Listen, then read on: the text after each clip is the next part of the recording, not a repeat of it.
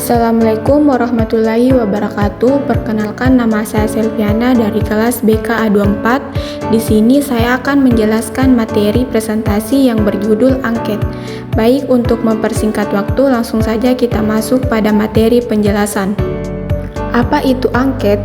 Angket atau kuesioner adalah teknik pengumpulan data yang dilakukan dengan cara memberikan pertanyaan, baik itu pertanyaan tertulis, kepada responden untuk dijawab. Pertanyaan bisa berupa pilihan ganda, skala Likert, ataupun pertanyaan terbuka yang digunakan untuk mengumpulkan data dari jumlah responden yang besar dan memberikan data yang terukur mengenai persepsi atau pengalaman mereka terkait pendidikan.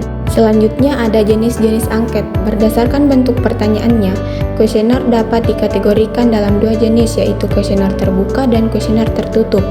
Adapun pengertian dari kuesioner terbuka adalah kuesioner yang memberikan kebebasan kepada objek penelitian untuk menjawab, dan kuesioner tertutup adalah kuesioner yang telah menyediakan pilihan jawaban untuk dipilih oleh objek penelitian.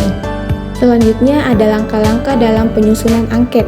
Yang pertama, menentukan tujuan angket. Yang kedua, menentukan variabel atau aspek yang diukur. Yang ketiga, menentukan jenis angket, baik itu angket tertutup, terbuka, ataupun angket campuran. Poin keempat ada mengisi kisi-kisi angket yang berkaitan dengan variabel, indikator, nomor butir, dan bentuk pertanyaan. Poin kelima, menyusun butir pertanyaan dengan bahasa jelas sederhana.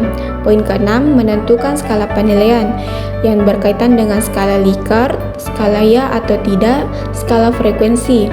Poin ketujuh ada uji coba angket, dan poin 8 ada revisi angket. Selanjutnya ada komponen inti kuesioner. Yang pertama adanya subjek, yaitu individu atau lembaga yang melaksanakan penelitian. Yang kedua adanya ajakan, yaitu permohonan dari peneliti untuk turut serta mengisi secara aktif dan objektif pertanyaan maupun pertanyaan yang tersedia.